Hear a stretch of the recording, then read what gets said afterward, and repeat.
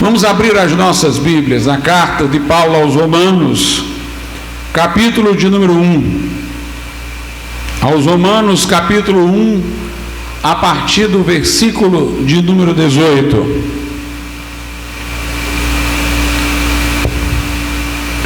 Aos Romanos 1, a partir do verso 18, diz assim a palavra de Deus: porque do céu se manifesta a ira de Deus sobre toda a impiedade e injustiça dos homens, que detêm a verdade em injustiça, porquanto que de Deus se pode conhecer, neles se manifesta, porque Deus lhe manifestou, porque as suas coisas invisíveis, desde a criação do mundo, tanto o seu eterno poder como a sua divindade, se entendem e claramente se veem pelas coisas que estão criadas, para que eles fiquem inexcusáveis. Porquanto, tendo conhecido a Deus, não o glorificaram como Deus, nem lhe deram graças, antes em seus discursos se desvaneceram, e o seu coração insensato se obscureceu. Dizendo-se sábios, tornaram-se loucos, e mudaram a glória do Deus incorruptível, em semelhança da imagem de homem corruptível, e de aves, e de quadrúpedes, e de répteis. Por isso também Deus os entregou às concupiscências de seus corações, à imundícia, para desonrarem seus corpos entre si, pois estes mudaram a verdade de Deus em mentira, e honraram e serviram mais a criatura do que o Criador, que é bendito eternamente. Amém. Por isso Deus os abandonou às paixões infames, porque até as suas mulheres mudaram o uso natural, do contrário à natureza. E semelhantemente também os homens, deixando o uso natural da mulher, se inflamaram em sua sensualidade, uns para com os outros, homens com homens, cometendo torpeza e recebendo em si mesmos a recompensa que convinha ao seu erro. E como eles não se importaram de ter conhecimento de Deus, assim Deus os entregou a um sentimento perverso, para fazerem coisas que não convém, estando cheios de toda iniquidade, fornicação, malícia, avareza, maldade, cheios de inveja, homicídio, contenda, engano, malignidade, sendo murmuradores, difamadores, aborrecedores de Deus, injuriadores, soberbos, presunçosos, inventores de males, desobedientes aos pais e às mães, nécios, infiéis nos contratos, sem afeição natural, irreconciliáveis, sem misericórdia, os quais, conhecendo o juízo de Deus, que são dignos de morte os que tais coisas praticam, não somente as fazem, mas também se agradam dos que a fazem. Podeis assentar. Na carta aos Romanos, irmãos, no capítulo 1, nesse texto lido, Paulo está falando do declínio moral, da decadência moral existente entre os gentios, os povos que não incluíam os judeus, que não haviam tido como os judeus a revelação da palavra escrita, não tinham as escrituras do Velho Testamento.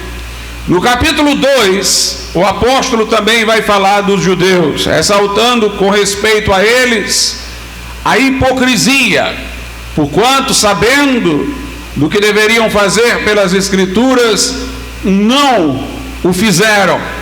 Para então concluir no capítulo 3 que todos pecaram, judeus e gentios, todos, portanto, foram destituídos da glória de Deus. E é aí que o apóstolo começa a falar da salvação, que é por meio da fé em Cristo, que é através da fé e não das obras, que os homens são justificados diante de Deus, absolvidos de condenação no tribunal divino, por meio do sacrifício de Cristo, que levou os pecados de todos, que morreu na cruz substitutivamente e que vive pela ressurreição, aquele a quem vamos com fé para receber a dádiva da salvação e a mudança de coração e de vida pelo poder do Espírito Santo.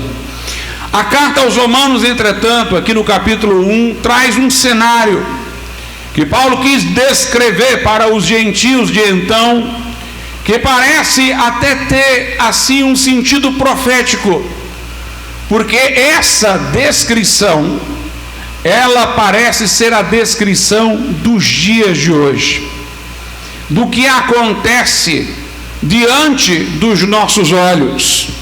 E Paulo aqui não apenas descreve um cenário de corrupção moral, de cegueira moral, de declínio, mas ele também salienta o porquê disso, a causa de tanta devassidão, de os gentios terem descido a um nível tão inferior, tão baixo. Note, no verso de número 18, ele diz que do céu se manifesta a ira de Deus sobre toda a impiedade e injustiça dos homens que detêm a verdade e injustiça. De alguma maneira, há uma verdade preliminar ao Evangelho. Ela não é o suficiente para trazer conhecimento da salvação, mas é o bastante para a pessoa saber alguns fatos sobre o Deus verdadeiro e Criador. E para, a partir desses elementos, ela se deixar tocar pelo Espírito Santo, que já por essa revelação natural age, para que ela então comece a desejar mais conhecimento de Deus. E Deus, irmãos, responde àquele que abraçou a pouca luz que tem com mais luz ainda.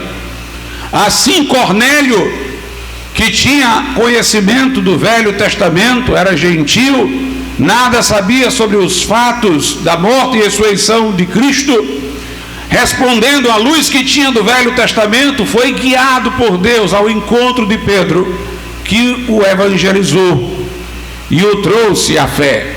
O eunuco, que vinha numa carruagem, lendo uma porção do livro do profeta Isaías, mas desejoso de saber por aquilo que lia a vontade de Deus, ele foi visitado por Filipe, a quem o Espírito Santo dirigiu a ele de modo deliberado, para que ele pudesse ser alcançado.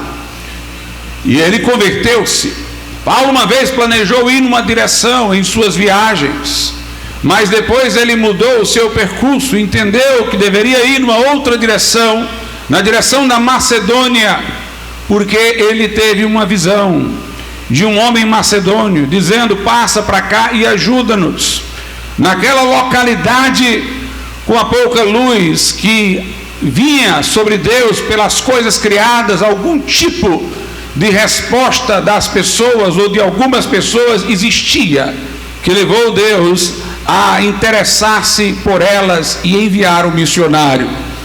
Mas o texto aqui diz que o caminho normal dos homens não é responder a esta pouca luz que é dada pela natureza a fim de ter mais luz, mas pelo contrário, é de subtrair a pouca luz que tem, para que este homem possa continuar na sua iniquidade. Aqui diz que a ira de Deus é contra homens que detêm a verdade e a injustiça, ou seja, eles detêm a luz da verdade, eles não querem enxergar a verdade que já podem ver, porque ela os incomodará em seus pecados, em seu estilo de vida, e eles sufocam um pequeno feixe de luz que já lhes é possível, porque querem fazer aquilo que desejam fazer e não têm interesse de buscar a Deus. E diz o versículo 19, porque o que de Deus se pode conhecer, nele se manifesta.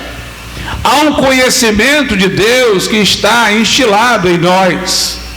Lá no Evangelho de João, a Bíblia diz que Jesus, o Verbo de Deus, é a luz que alumia todo homem que vem ao mundo.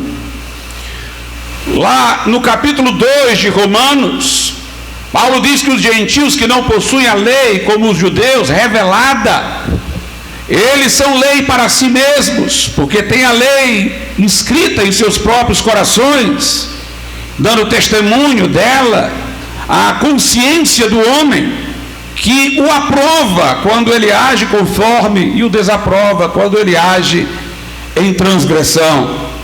Então há um conhecimento de Deus que nós podemos inferir a partir de nós mesmos, que fomos criados à sua imagem e semelhança. Se nós percebemos que a racionalidade nos eleva sobre os animais, devemos imaginar que Deus é muito mais racional do que nós, não menos racional. Se nós entendemos que a consciência da individualidade que temos nos faz sobressair sobre os animais, que se conhecem como espécies, mas não como indivíduos pessoais, então devemos entender que Deus é muito mais pessoal ainda do que nós. Se encontramos dentro de nós uma lei moral, deve haver um legislador. Se nos sentimos culpados por transgredi-la, é porque deve haver um juiz. Se ele criou todas as coisas, enche tudo em todas as coisas, a tudo governa e supervisiona, então ele é maior do que qualquer coisa vista, está transcendente ao mundo, não é uma parte dele, é maior do que ele. Se não é enxergado pelos nossos olhos, é espírito, é invisível. Nós temos um senso divinitatis, como diria Calvino, que nos dá uma percepção de Deus. Portanto, o texto diz: porquanto que de Deus se pode conhecer, nele se manifesta, porque Deus lhe manifestou. Mas para além desse conhecimento de Deus, que pode ser encontrado em nós mesmos, há o conhecimento de Deus das coisas que foram criadas, que estão diante de nós. Os céus proclamam a glória de Deus, diz o salmista, e o firmamento anuncia o seu poder. O verso 20 diz: porque as suas coisas invisíveis, desde a criação do mundo, tanto o seu eterno poder como a sua divindade, se entendem e claramente se veem pelas coisas que estão criadas, para que os homens fiquem indesculpáveis, para que eles não tenham desculpas. Mas apesar deste conhecimento, o homem o detém, porque ele quer inventar o seu próprio Deus e não se subordinar ao Deus verdadeiro. O Deus que ele cria, ele pode manipular. O Deus que ele inventa pode estar de acordo com os caminhos que ele escolhe, pode aprovar os pecados que ele pratica. E aí onde entra o verso 21, porquanto tendo conhecido a Deus, não o glorificaram como Deus, nem lhe deram graças, não foram na direção do Deus verdadeiro. Antes, em seus discursos, em suas especulações, em suas invenções, em seu desejo de criar sua própria versão de Deus, se desvaneceram, e o seu coração insensato se obscureceu. O versículo 23 diz que então estes homens mudaram a glória do Deus incorruptível em semelhança da imagem de homem corruptível, e das aves, e de quadrúpedes e de répteis. Pagãos adoravam bezerros, adoravam seres metade homem, metade animais, como os egípcios, adoravam deuses como os gregos, imaginados à semelhança dos seres humanos. Estes homens não levaram em conta a luz que possuíam, mas quiseram ter os deuses de sua própria versão, condizentes com os seus erros, com os seus próprios caminhos. Mudaram a glória de Deus. E a Bíblia diz que porque estes homens fizeram isso, eles ficaram confusos. A confusão já começa quando você começa a adorar o sol, a lua, um animal, porque aí você está adorando uma criatura, Você está adorando um ser finito. Em vez de adorar quem fez o sol, você adora o sol. Pessoas têm animais como a vaca por sagrados e objeto de sua veneração, quando são os homens que cuidam de vacas. A idolatria que leva o homem a se curvar diante de outro homem, diante de seres inferiores, diante de objetos, de imagens esculpidas, é por si só uma irracionalidade. É fruto do desejo deliberado de não se sujeitar ao Criador. E é óbvio que dessa confusão, dessa irracionalidade, outras irracionalidades virão, outras confusões mentais virão. Por isso que o versículo de número 22 diz assim: dizendo-se sábios, tornaram-se loucos, querendo especular sobre como seria Deus a seu próprio modo, eles se encaminharam na direção de loucuras. É interessante como o homem, que para alguns assuntos parece tão brilhante, nós ficamos espantados com naves espaciais, com computadores sofisticados, aparelhos de celular, como um homem inteligente para estas coisas se mostra tão nécio, tão insensato, quando quer falar sobre Deus de sua própria maneira. Quando ele resolve falar de Deus à sua própria maneira, ele está desafiando o próprio Deus e está se desencaminhando para loucuras. E aqui diz que por causa disso, Deus, versículo 24, os entregou às concupiscências de seus corações. Deus poderia a esses gentios ímpios estabelecer algum freio, como fazia com Israel ao dar a lei, enviar profetas. Mas estes que foram tão assim deliberados em suprimir a luz, Deus os deixou no caminho de suas próprias concupiscências. Por isso também Deus os entregou às concupiscências de seus corações, à imundície, para desonrarem seus corpos entre si. Se nós caminharmos no texto, veremos que desonrar corpos entre si diz respeito àqueles relacionamentos contrários à natureza. Relacionamento sexual que não é aquele que foi forjado pelo Criador, que mostra-se natural pela habilidade de gerar e de procriar. Eles, entregues às suas próprias concupiscências, entraram em práticas que traziam desonra aos seus próprios corpos. O texto continua: pois estes mudaram a verdade de Deus em mentira e honraram mais a criatura do que o Criador, que é bendito eternamente. Amém. Por isso Deus os abandonou. Note como Deus chama: às paixões infames, porque até as suas mulheres mudaram o uso natural, que seria um relacionamento da mulher com o homem, o natural, mas elas mudaram no contrário à natureza. No caso, passaram a ter relacionamento mulheres com mulheres. E semelhantemente também os homens, deixando o uso natural da mulher, se inflamaram em sua sensualidade, uns para com os outros, homens com homens, cometendo torpeza e recebendo em si mesmos a recompensa que convinha ao seu erro, que é a desonra de seus corpos. O verso 28 diz: e como eles não se importaram de ter conhecimento de Deus, assim Deus os entregou a um sentimento perverso para fazerem coisas que não convêm. Quando nós lemos isso, parece um retrato do que nós estamos vendo hoje. Mas eu digo-vos, irmãos, que a situação de hoje ainda é pior.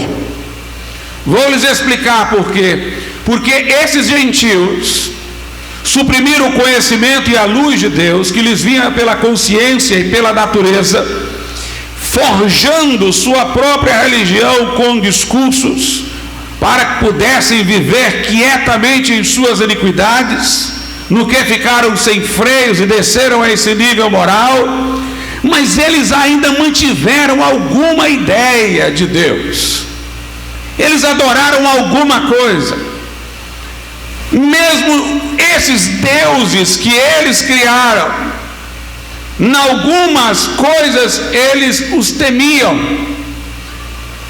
Nós vemos que a idolatria promoveu coisas grotescas. Quando Deus levou o povo de Israel à terra de Canaã, disse que iria tirar aqueles povos de lá e que eles deveriam ser destruídos. Deus pronunciou palavras de juízos contra aqueles povos, porque eles ofereciam seus filhos a Moloque. Ou seja, quando as colheitas não estavam vindo, quando eles queriam agradar sua pretensa divindade para obterem prosperidade, eles pegavam um filho recém-nascido e sacrificavam a esse Deus. Dizem que era uma imagem, provavelmente de bronze, de Moloque, era oca, punham lenha por baixo, acendiam fogo e ficava em alta temperatura, e o bebê era colocado nas mãos da divindade, morria fervendo ali em cima. Nós podemos ficar chocados com essa imagem, mas por certo eles não ofereceram tantas crianças a Moloque como o número de crianças que morre através do aborto neste mundo. São muito mais bebês sacrificados pela indústria do aborto em nosso tempo do que aqueles homens ofereceram a Moloque. É curioso observar que as pessoas apenas poliram o discurso e os motivos, mas ainda são os mesmos. Defende-se o aborto, dizendo que a criança pode ser um embaraço para a vida profissional da mãe, pode trazer um prejuízo para o orçamento familiar, e que por isso deve-se dar à mãe o direito de dispor da vida da criança que está no seu ventre.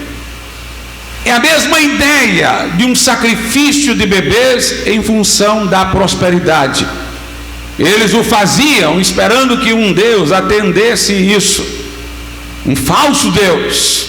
E hoje muitos fazem por um raciocínio utilitário, de cálculo, examinando sua renda e os seus possíveis gastos com a criança, mas o motivo ainda é o mesmo vil motivo daquele tempo. Deus fala que os povos daquelas terras ali que Israel se assenhoreou quando entrou na terra prometida, aqueles povos praticavam relações sexuais ilícitas, praticavam relações incestuosas, bestialismo, relação com animais e relação entre pessoas do mesmo sexo. Deus disse: por isso eu vomitarei estes povos. Nós vemos, irmãos, que Sodoma é classificada na Bíblia como um lugar em que existiam grandes pecadores.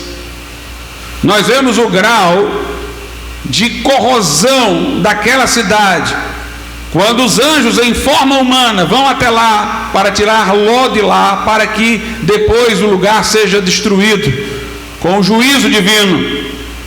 E os habitantes de Sodoma querem assediar os anjos, não sabendo que são anjos, pensando que são homens, querem ter relações com eles, homens com homens, imaginando serem os anjos também homens. Ló pede ao povo que não faça aquilo. Eles queriam fazer de maneira coercitiva, mas os anjos também executam juízo sobre aquelas pessoas, tiram Ló daquele lugar, e depois vem a destruição e o juízo sobre aquela terra. Nós vemos que onde Deus é negado, as coisas começam a perder a racionalidade, principalmente no campo moral. No campo moral. Hoje eu disse que é pior. Nós estamos vendo nas culturas em que houve muita sodomia, ninguém pensou em formalizar a sodomia, por mais que a prática existisse. A família ainda era definida como aquela resultante de um relacionamento entre homem e mulher. Nossa sociedade leva aquilo que nas outras era praticado, mas que não ganhava institucionalização, ao plano da institucionalização, da normalização e até da blindagem, porque se alguém se opõe, é classificado com estigmas, é perseguido, perde emprego, perde posição. A igreja é vista com maus olhos por se opor a este tipo de prática. E nós estamos, portanto, num mundo que está num nível muito pior. E por que estamos num nível muito pior? Porque eu disse que aqueles povos ainda tinham alguma divindade. Mas hoje nós vivemos numa sociedade pós-cristã. Como alguém já disse, Francis Schaeffer, C.S. Lewis, eu diria anticristã. E ela é pior do que uma sociedade pagã. Porque uma vez que o cristianismo ganhou expansão, a ideia do politeísmo desapareceu daquela forma vulgar que havia na antiguidade. E o movimento que agora há não é um movimento para negar o Deus da Bíblia e substituí-lo por uma outra divindade, mas é para suprimir qualquer divindade. É para o homem se apresentar como dono de seu próprio destino, como seu próprio Deus. É o que nós estamos vendo nos dias de hoje. C.S. Lewis, quando tomou posse de uma disciplina em Cambridge, ele fez um discurso e ele disse: olha, aquela sociedade na qual os apóstolos pregaram, a sociedade pagã, ela tinha muito mais em comum com o cristianismo do que a sociedade de hoje, que surge ressentida contra o cristianismo, buscando opor a tudo que o cristianismo diz. Ele chega a dizer que ela estava mais próximo do cristianismo do que essa de hoje. Era mais fácil pregar aquelas pessoas que de alguma maneira imaginavam uma divindade que pudesse por algum motivo estar irada e procuravam aplacar sua ira. Era muito mais fácil falar para aquelas pessoas de alguma noção de pecado como transgressão de uma lei da ordem cósmica do que hoje em dia, em que as pessoas negam a existência do pecado, em que as pessoas não reconhecem uma ordem moral, relativizam tudo, são céticas quanto à verdade objetiva, procuram explicar a origem da vida por evolução, a origem do mundo por Big Bang. Deus está banido deliberadamente. É uma sociedade antiteísta. E obviamente, irmãos, uma cultura que assume isso, ela irá gerar essas disfunções. Se a dessa época, por trocar o Deus verdadeiro por representações divinas erradas, entrou por esses descaminhos, perdeu o senso moral, imagine uma que não apenas conhece a luz da natureza, mas que conhece que tem uma Bíblia, conhece que Jesus veio ao mundo e declara guerra aberta contra o cristianismo. Essa sociedade vai perder todas as noções e vai entrar em todas as disfunções. Observe que o nosso problema hoje não é só o aborto e a sodomia. Há alguns, como Peter Singer, que defendem o neonaticídio, a matança de crianças depois de nascidas, para que se possa alcançar um equilíbrio populacional no universo. Este homem é um professor universitário, escreve sobre o direito dos animais e chega a dizer que animais bem constituídos vale mais do que uma criança em estágio embrionário ou do que um deficiente mental. Nós estamos vendo todo tipo de disfunção. Nós estamos vendo a ideologia de gênero, onde alguém acha que pode mudar a sua classificação natural, se redesignando como se ele fosse Deus. Pela palavra ele criasse ou recriasse. Foi Deus que no princípio disse: haja luz, e houve luz. Deus é que cria pela sua palavra. Mas tem gente dizendo: eu nasci biologicamente mulher, mas se eu me classificar como homem, eu sou homem, e todos são obrigados a aceitar isso, e se não aceitarem isso, nós vamos impor pela força do Estado, pelo poder judiciário. Homens que se classificam como mulheres, mulheres como homens, e exigem que os outros falem contra o que o senso comum lhes mostra, contra o que a percepção dos sentidos e o que a ciência diz. É o que nós estamos vendo. E estão classificando mais gêneros. Tem o pansexual, que é tudo. Tem o assexuado, que não se identifica em nenhum sexo. Tem aquele que é bi, é uma coisa e outra.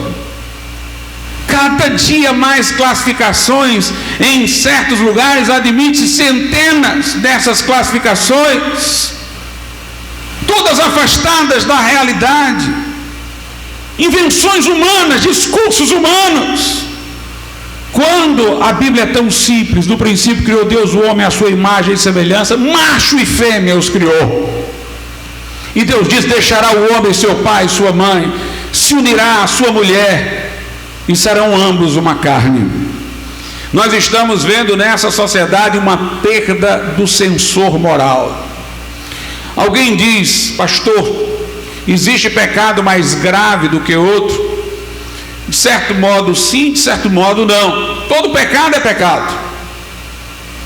Por ter comido do fruto que Deus disse para não comer, Adão perdeu o paraíso. Foi gravíssimo aquele pecado, uma transgressão direta, tanto quanto teria sido Caim matar Abel, como aconteceu. Todo pecado é pecado. Mas obviamente nós podemos falar de gravidade, porque nós também olhamos não só para o ato externo, mas para as intenções. Uma pessoa que numa situação em que estava pressionada, e que dizer a verdade poderia prejudicar alguém, e naquele momento nervosa, ela mentiu, obviamente ela pecou, ela transgrediu, mas eu não posso igualá-la a uma que maliciosamente planejou a mentira para obter algum ganho. Eu não posso colocar uma pessoa que agiu em excesso na sua defesa contra um agressor e o matou. Eu não posso pegar essa pessoa e nivelá-la com alguém que planejou um crime e o executou friamente.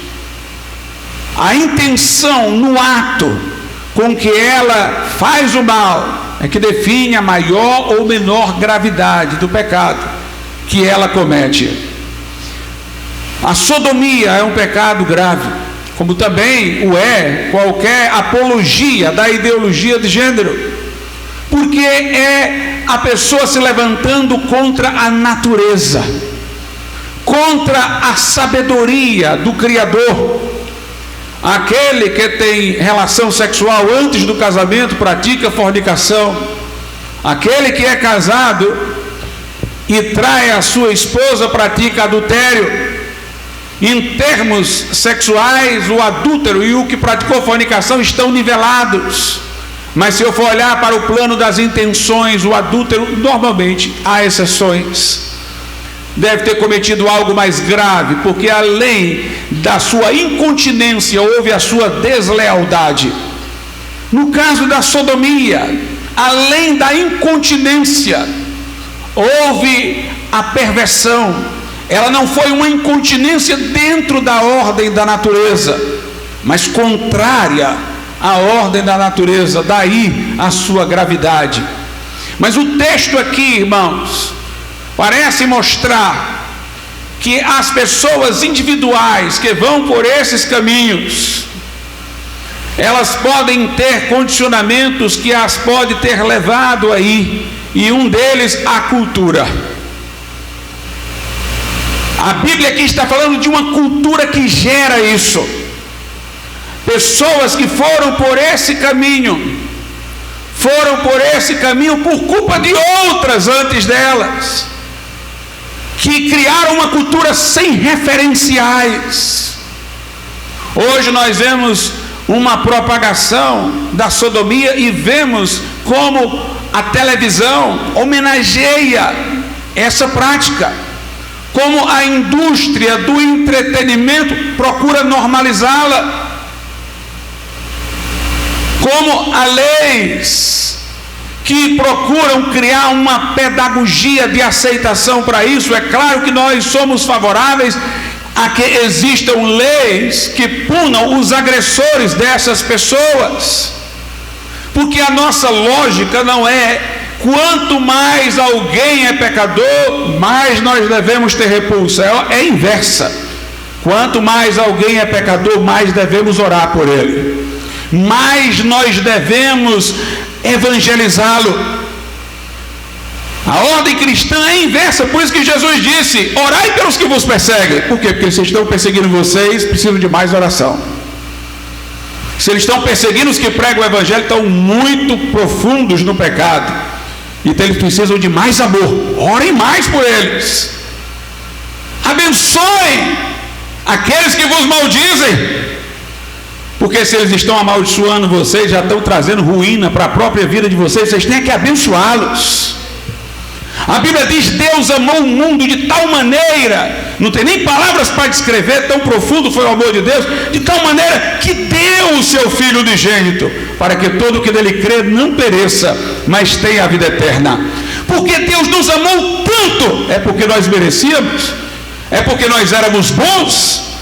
Foi preciso muito amor, gigante amor, infinito amor para nos salvar, porque nós nos enterramos num buraco muito profundo. Deus teve que nos amar muito para tirar-nos da onde nós estávamos. Então a visão cristã da vida nos leva não a recusar ao pecador a misericórdia, mas quanto mais alguém está no pecado, mais amor nós queremos dedicar.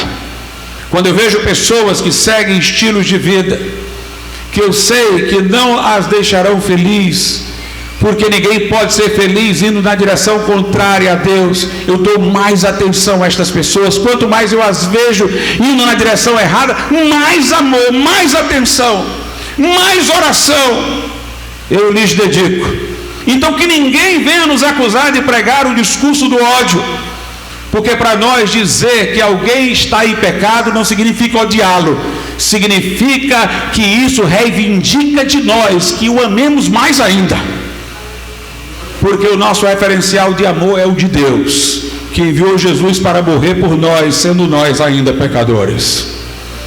Então nós estamos vendo aqui que esta cultura está promovendo isso, está desorientando. E a desorientação vai em várias direções. No versículo de número 30 aqui fala que os homens vão se tornar inventores de males. Fala no final: desobedientes a pais e mães.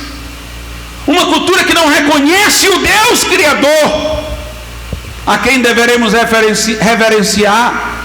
Como pode ensinar um filho a reverenciar seu pai e sua mãe? Nós estamos vendo uma cultura classifica para os filhos os pais como pessoas de uma época preconceituosa, pessoas atrasadas. E em vez de os pais ensinarem os filhos, são os filhos que devem, nessa visão, ensinar os pais a deixarem seus preconceitos, assim dizem. Cria um conflito de gerações. Professores que em sala de aula dizem assim aos jovens: nós estamos aqui para desfazer tudo que o pai e a mãe de vocês trouxe de ensino. Nós estamos vendo isso, uma cultura que está perdendo referenciais em tudo, perdendo a noção de autoridade, criando uma situação que normaliza filhos se levantarem contra pais. O verso 31 diz que os homens são sem afeição natural. É normal que um filho tenha afeição por sua mãe tenha afeição pelo filho. Mas hoje mães que abortam, que decidem que filho vai viver e qual vai morrer, como podem ter afeição ao filho que escolheram que vivesse, que não passou para ela de uma eleição, de uma mercadoria, que ela comparou e escolheu a que quis? Como os filhos nessa situação, sendo aculturados para verem os seus pais como opressores, com as ideias antiquadas, como eles vão ter afeição aos seus pais? Portanto, nós estamos vendo a afeição natural se acabando. Afeição do marido para com a esposa, que se veem não como parceiros agora, mas como concorrentes. De filhos com pais, pais e filhos sem afeição natural. Note, é uma disfunção geral. Nós estamos vendo as pessoas perderem a consciência, irmãos.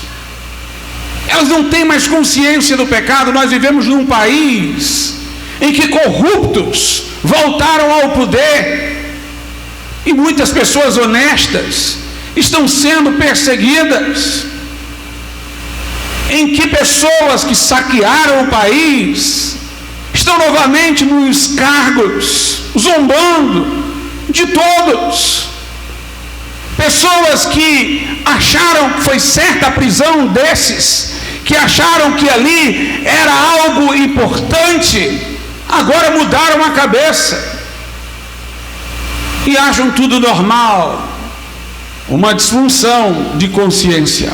A Bíblia diz o seguinte, em 1 Timóteo, capítulo de número 4, verso 1. Mas o Espírito expressamente diz que nos últimos tempos apostatarão alguns da fé. E note, aqui está falando de dentro da igreja. Pessoas que vão abandonar as suas crenças, dando ouvido a espíritos enganadores e a doutrina de demônios. Note, espíritos enganadores. O que é enganar? É fazer uma coisa parecer outra. É tirar a capacidade de distinguir, de discernir. Espíritos malignos que vão trazer o engano e doutrinas de demônios, pela hipocrisia de homens que falam mentiras, tendo cauterizada a sua própria consciência. Já pensou pessoas que vão mentir e não apenas vão convencer os outros das suas mentiras, vão convencer a elas mesmas? A consciência delas vai ficar cauterizada. Elas não apenas falam mentira, elas falam mentiras que elas sabem serem mentiras, sem que elas se sintam perturbadas da consciência. Uma consciência cauterizada. É o que o texto nos está dizendo. Lá em 2 Timóteo, capítulo de número 3, a partir do verso 14, a Bíblia fala, irmãos, da autoridade das Escrituras. E é onde nós devemos aportar. Paulo diz: tu, porém, permanece, 2 Timóteo 3,14, naquilo que aprendeste, de que foste inteirado, sabendo de quem o tens aprendido, e que desde a tua meninice sabe as sagradas escrituras, que podem fazer-te sábio para a salvação pela fé que há em Cristo Jesus. Toda a escritura divinamente inspirada e proveitosa para ensinar, para repreender, para corrigir, para instruir em justiça, para que o homem de Deus seja perfeito e perfeitamente instruído para toda boa obra. O melhor que se faz por uma criança é o que se fez por Timóteo, é fazê-la desde a meninice conhecer as sagradas letras. Nossa autoridade, nosso guia de pensamento não é a cultura ao redor de nós, mas as sagradas escrituras, que é inspirada por Deus, é proveitosa para ensinar, para repreender, para corrigir, para instruir em justiça, para que o homem de Deus seja completo e completamente habilitado para toda boa obra. Fala-se da autoridade das escrituras aqui, mas note como segue o texto. Eu vou ler agora o capítulo 4. Lembre-se que no original não há divisão em capítulos e versículos. Essa é uma divisão nossa para facilitar a localização. Aqui é uma carta escrita em contínuo. Veja o que Timóteo diz que haveria no final, mais adiante, o nosso tempo. Conjuro-te, pois, diante de Deus e do Senhor Jesus Cristo, que há de julgar vivos e os mortos, na sua vinda e no seu reino, que pregues a palavra, instes a tempo e fora de tempo, corrijas, repreendas, exortes com toda longanimidade e doutrina, porque virá tempo, chegou, em que não suportarão a sã doutrina, mas tendo coceira dos ouvidos, ou seja, a verdade da palavra incomoda, eles coçam os ouvidos quando a gente prega a verdade. Amontoarão para si doutores conforme as suas próprias concupiscências. Paulo está dizendo a Timóteo que no final, e ele está falando dentro do ambiente da cristandade, eles iriam sofrer a influência da cultura ao redor, e muitos iriam se render, e aculturados neste mundo iriam se desagradar da pregação íntegra da palavra de Deus e buscariam uma versão alternativa do cristianismo, não fiel às escrituras, fiel à cultura secular. Iriam buscar doutores segundo suas próprias concupiscências.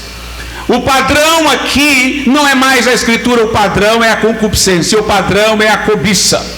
O padrão é o desejo, é a vontade. Eu quero uma igreja da minha maneira, eu quero um pregador que me agrade, não um que me coloque em confrontação com a cultura, dificultando minha vida, dificultando minha profissão, colocando minha intenção com o colégio dos meus filhos. Eu quero um pastor que fale palavras que me confortem, que me consolem, mas que me deixem viver bem nesta situação que nós estamos. É assim que Paulo está dizendo a Timóteo que iria acontecer. E por isso, irmãos, os últimos tempos são trabalhosos. Segundo a Timóteo 3, veja o que Paulo diz a Timóteo, que é um pastor.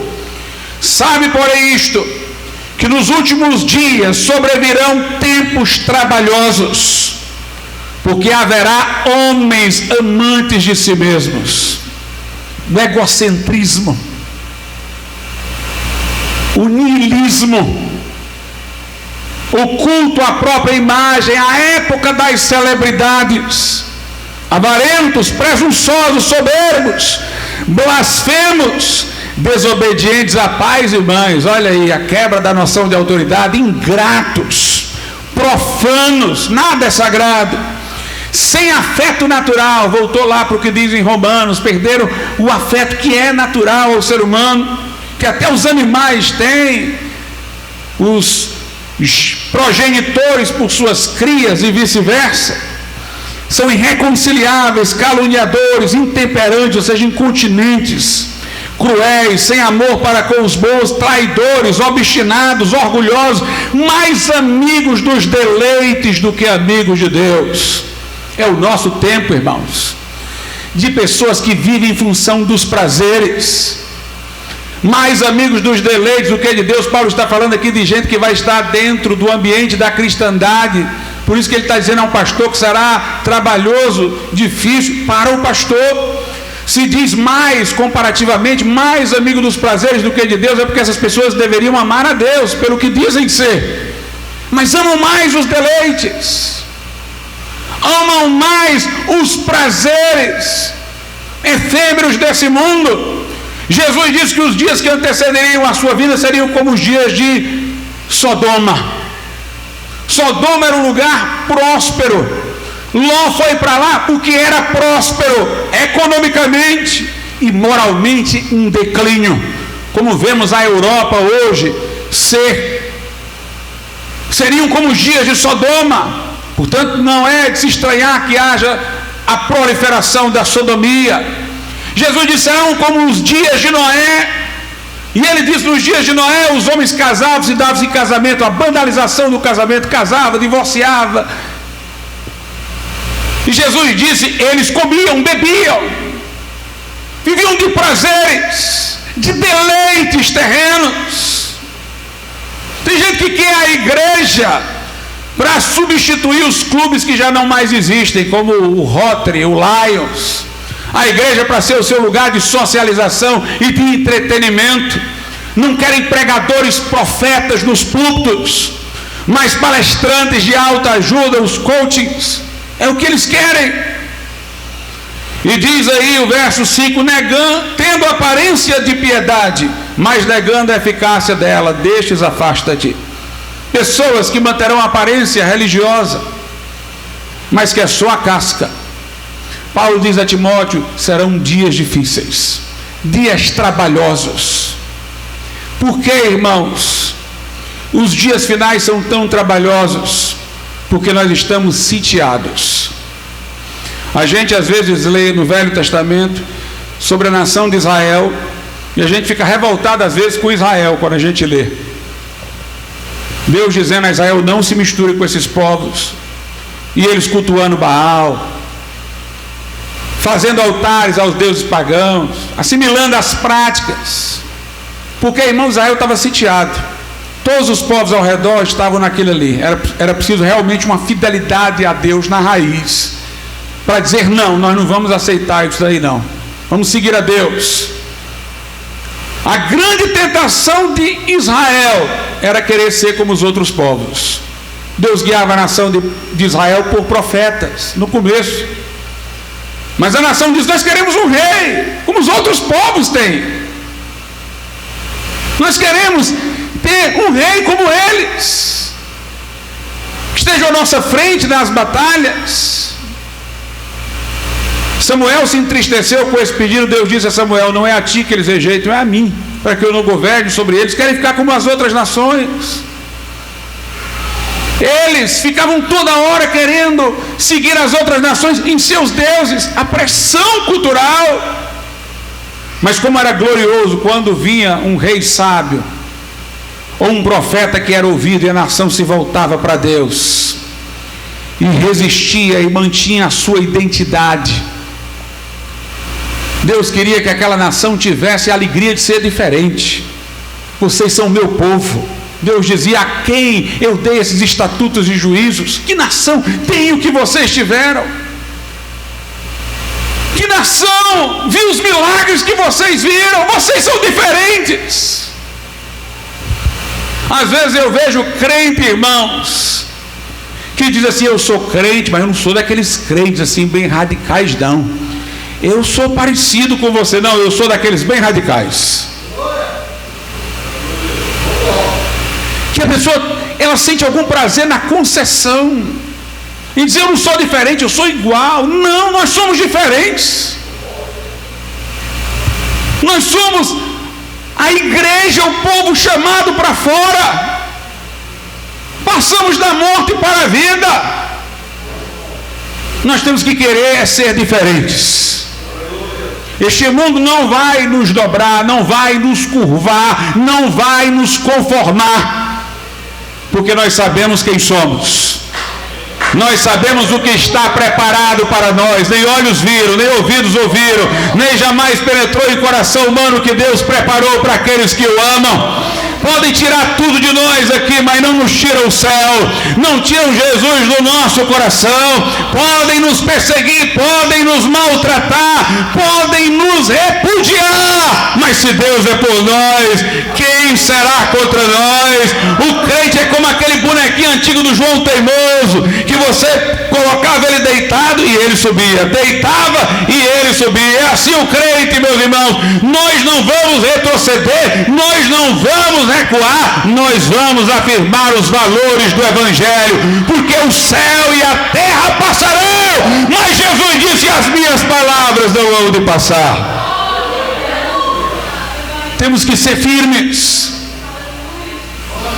Nunca tivemos um tempo tão difícil. Os crentes reivindicam o direito de homeschooling para ensinar seus filhos em casa, porque ao contrário do passado, quando você colocava o seu filho na escola e você tinha a convicção de que boas lições morais seriam dadas a ele, hoje vocês têm que ficar olhando os livros escolares, conversar com seu filho todo dia, porque estão doutrinando com ideologias malignas, no lugar que deveria ser para proteger. Hoje bebês não estão mais seguros no ventre das mães, crianças não estão mais seguras nas escolas, por causa das coisas que têm sido ensinadas. Hoje, meus amados irmãos, não há mais segurança no entretenimento, na indústria do entretenimento. Quem viveu o que eu vivi, lembra-se dos desenhos animados do passado. Eles tinham valores morais.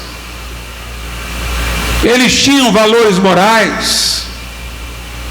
Mesmo quando tinha um desenho de um sujeito picareta, era para as coisas que ele fazia serem objetos de riso, pela sua inadequação ao que deve ser, e não para serem admirados. Mas hoje em dia os desenhos estão incutindo ideologias, os filmes. Nós estamos cercados por todos os lados. São dias trabalhosos e difíceis. Por isso eu digo à igreja: nós temos, irmãos, que pregar, pregar e pregar. Paulo deu o caminho para Timóteo resolver isso. O caminho é o seguinte: seja repetitivo, seja insistente. Tem gente que diz: o pastor Glauco prega tanto sobre essas coisas. Eu vou pregar, e vou pregar direto mesmo. Veja o que Paulo diz a Timóteo. Eu vou reler de novo, 2 Timóteo 4, versículo de número 2: que pregues a palavra, instes a tempo e fora de tempo, corrijas, repreendas, exortes com toda a longanimidade e doutrina. Paulo diz: virá o tempo em que não suportarão a sã doutrina. E o que é que tu tem que fazer? Pregar a palavra. Quando? A tempo e a fora de tempo. Corrigir, repreender, exortar com toda a longanimidade e doutrina. Veja o que diz aí, 2 Timóteo 3,16: toda a escritura é divinamente inspirada, veja só, e proveitosa para ensinar, para repreender, para corrigir, para instruir justiça. Veja a intensidade. Você tem que pela escritura ensinar, pela escritura repreender, pela escritura corrigir, pela escritura instruir em justiça. Em 1 Timóteo capítulo de número 4, Paulo diz assim no versículo 6: propondo estas coisas aos irmãos, serás bom ministro de Jesus Cristo, criado com as palavras da fé e da boa doutrina que tem seguido. Versículo 11: manda estas coisas e ensina-as. Ninguém despreze a tua mocidade, mas seja exemplo dos fiéis na palavra, no trato, no amor, no espírito, na fé e na pureza. Persiste em ler. A palavra ler aqui é ler publicamente, ler a Bíblia no culto. Persiste em ler, exortar e ensinar até que eu vá. Não despreze o dom que há em ti, o qual te foi dado por profecia com a imposição das mãos do presbitério. Medita estas coisas, ocupa-te nelas, para que o teu aproveitamento seja manifesto a todos. Tem cuidado de ti mesmo e da doutrina. Persevera nestas coisas, porque fazendo isto te salvarás tanto a ti mesmo como aos que te ouvem. Paulo diz o seguinte aos Filipenses: Na carta aos Filipenses, no capítulo de número 3, note o que Paulo diz: finalmente, irmãos meus, regozijai-vos no Senhor. Não me aborreço de escrever-vos as mesmas coisas, ou seja, de ser repetitivo. E é segurança para vós. Em 2 aos Coríntios, no capítulo de número 11, Paulo diz assim no versículo 1: quisera eu me suportasseis um pouco na minha loucura.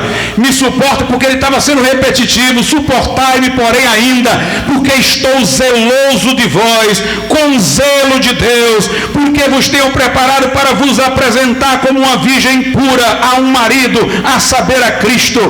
Mas temo que, assim como a serpente enganou Eva com sua astúcia, assim também sejam de alguma sorte corrompidos os vossos sentidos e se apartem da simplicidade que há em Cristo. Veja o que Paulo diz aos Colossenses, capítulo de número 1, versículos de número 28 e 29. A quem anunciamos, fala de Jesus, admoestando a todo homem e ensinando a todo homem em toda a sabedoria, para que apresentemos todo homem perfeito em Jesus. E para isto também trabalho, combatendo segundo a sua eficácia, que opera em mim poderosamente.